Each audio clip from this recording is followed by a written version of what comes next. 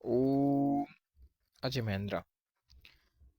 नमस्कार, जय हिंद। मैं आप सभी को भाई अजय महेंद्रा। हमारी एक स्पेशल सीरीज चल रही है रीडिंग की। जो भी स्टूडेंट्स रीडिंग में कमजोर हैं, जिनसे क्लोज टेस्ट नहीं होते हैं, पैसेज नहीं होते हैं, तो उन सभी के लिए रीडिंग चल रही है। रीडिंग 2 दिन की रीडिंग हो चुकी है, आज तीसरा दिन है। और आज मैं कहानी लेके आया हूँ, स्टोरी फ्लोरेंस नाइटिंगेल की।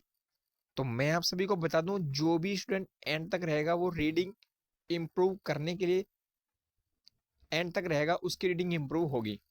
वीडियो को पूरा देखना। मैं आपको बताऊंगा रीडिंग कैसे करनी है, उसकी हिंदी कैसे निकालनी है। आप कुछ ना कुछ चीजें सीख कर जरूर जाएंगे। ठीक है, चलिए रीडिंग करते हैं। आप मेरे साथ साथ बने रहिए, मैं आपको रीडिंग करनी सिखा दूंगा। ओके, चलिए हम शुरू करते हैं आज की कहानी। Florence Nightingale was born on the 15th May 1820 at Florence in Italy. अब मैंने जो बताया था आपको, मेरा तरीका आप अपनाएंगे तो पहले सेंटेंस को तोड़ मरोड़ दो, फिर उसको जोड़ेंगे। फ्लोरेंस नाइटिंगेल एक नाम है। थी जन्मी ऑन, ऑन माने पर, कब? 15 मई 1820 को। एट, जगहों से पहले लगता है, छोटी जगहों से पहले प्रीपोजिशन है। फ्लोरेंस में। इन, फ्लोरेंस भी कहाँ पर है? इटली में। अब तोड़ मरोड़ करके जोड़ दिया। अब इसको तोड़ मरोड़ दिया, अब हम जोड़ेंगे। फ्लोरेंस नाइटिंगेल जन्मी थी 15 मई को 1820 में। 15 मई 1820 को फ्लोरेंस में, इटली के फ्लोरेंस में। ठीक है, यानी कि फ्लोरेंस नाइटिंगेल का जन्म 15 मई 1820 को इटली के फ्लोरेंस में हुआ।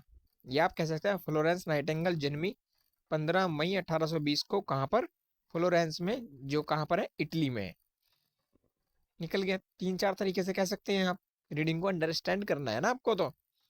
ठीक है। हर पेरेंट्स कॉल्ड, उस उनके माता पिता ने उन्हें कहा।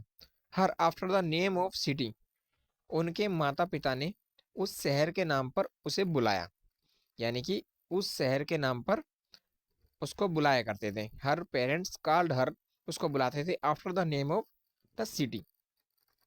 ठीक है, किस सिटी के नाम पर बुलाते थे? हर पेरेंट्स कॉल्ड हर, उसको, हर लड़की के लिए जो था पे प्रोनाउन है। After the name of the city, उस सिटी के नाम पर उसको बुलाते थे। वेयर, जहां सी वाज बोर्न, जहां वह जन्मी थी, जहां वह जन्मी थी। Her sole ambition was, her sole ambition, sole ambition माने उसकी एकमात्र महत्वाकांक्षा थी, एकमात्र उसकी इच्छा थी, महत्वाकांक्षा थी।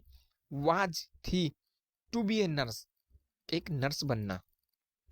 एंड सो, इसीलिए, सी गेव, उसने त्याग दिया, परित्याग दिया, up all thoughts of marriage, उसने क्या किया? गेव अप, गेव अप माने त्याग दिया कि ऑल थॉट्स ऑफ मैरिज, शादी विवाह के सपने।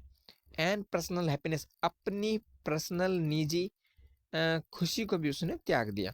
She spent year visiting hospital, उसने कई उन्होंने कई वर्षों तक अस्पताल के चक्कर लगाए। विजिटिंग हॉस्पिटल, यहाँ विजिटिंग को वर्ब मत समझ लीजिए आप। ठीक है ना, ये आपको मैं बताऊंगा जीरेंट कब होता है, प्रेजेंट पार्टिसिपल कब होता है। आफ्टर हॉस्पिटल, उसने क्या, उन्होंने क्या किया? कई वर्षों तक हॉस्पिटल के चक्कर लगाए। Day and night, day and night she visit, दिन और रात वह अस्पताल के हर बिस्तर पर जाती थी। विजिट एवरी बेड, देख लीजिए आगे लिखा है। Day and night she visited, second form लगी हुई है, यानी कि उसने विजिट किया। Every bed in the hospital, hospital के प्रत्येक बेड को विजिट किया। टू सी, देखने के लिए। That no patient were neglected, यह देखने के लिए, यह सुनिश्चित करने के लिए कि कोई मरीज नेग्लेक्टेड यानी कि उपेक्षित बोलते हैं, नेग्लेक्ट तो नहीं हो गया, नजरअंदाज तो नहीं हो। That all were as comfortable, इसका देखिए यथासंभव, वो चाहती थी कि all were as comfortable as possible, यानी कि इसका अर्थ है कि कोई भी मरीज उपेक्षित ना हो, सभी को यथासंभव आराम मिले। यानी कि ऑल वर एज कंफर्टेबल, सभी को आराम मिले। एज पॉसिबल, यथासंभव, यानी कि जितना संभव हो सके। ऑल वर एज कंफर्टेबल, सभी को आराम मिले। एज पॉसिबल, यथासंभव, जितना हो सके। हाउ एवर, हाउ एवर, अब ध्यान से देख लीजिए, hard she might have work all day, इसको थोड़ा सा ऊपर कर लेते हैं, यहाँ पर है हम, however hard she might have work all day, चाहे वे पूरे दिन कितनी भी मेहनत क्यों ना करती हो, however hard she might have work all day, however hard, चाहे वह पूरे दिन, ऑल डे वर्कड हार्ड, यानी कि कितनी भी मेहनत क्यों ना करते हो, चाहे वे पूरे दिन, she might have work hard all day, पूरे दिन चाहे वो कितनी भी मेहनत क्यों ना करती हो, एवरी नाइट हर रात, शी वुड टेक, हर रात वह अपना, टेक लैम्प अपना लैंप लेकर, move from bed to bed, एक बिस्तर से दूसरे बिस्तर पर जाया करती थी, क्यों, मरीज को देखने, इसीलिए उसका नाम भी देख लीजिए आगे, the lady with the lamp the soldier called हर, तो सैनिकों ने उसे लैंप वाली महिला, लेडी विद द लैंप कहकर पुकारा, and that is the name by which, और यही वह नाम है, world has remembered her ever since, यही वो नाम है जिसे दुनिया उन्हें तब से याद करती है, तब से, एवर सिंस, तब से उन्हें वह याद करती है। ठीक है, फ्लोरेंस और नाइटिंगेल की हमने स्टोरी पढ़ी। अब जिसने भी ध्यान से पढ़ी है वो बताएगा इन प्रश्नों के उत्तर। ओके जी, देखते हैं कौन बता पाएगा। In which city was Nightingale born, किस सिटी में बोर्न हुआ था नाइटिंगेल का, बताइए। पेरिस, लंदन या कोलकाता? नहीं जी नहीं, उनका बोर्न हुआ था फ्लोरेंस में, क्योंकि उनका नाम भी फ्लोरेंस था। ठीक है, अब बताइए मुझे आप, what were the soldier called her, soldiers को क्या कहते थे, आयरन लेडी? नहीं जी। लेडी विद द लैम्प या लेडी विद द लाइट? नहीं जी। Lady with the happiness? नहीं जी। उनको कहा जाता था लेडी विद द लैम्प।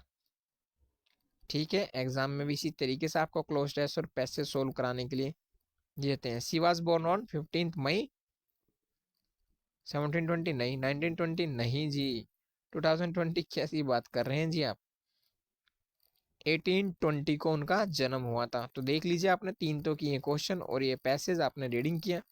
अगर कोई भी डाउट आपको हो कभी भी, एनी डाउट, तो मेरी इंस्टाग्राम आईडी का लिंक डिस्क्रिप्शन बॉक्स में, या फिर मैं लिख देता हूँ अजय महेंद्रा, जो कि चैनल का नाम है 47।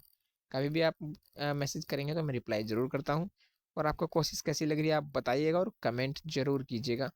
ओके, जय हिंद।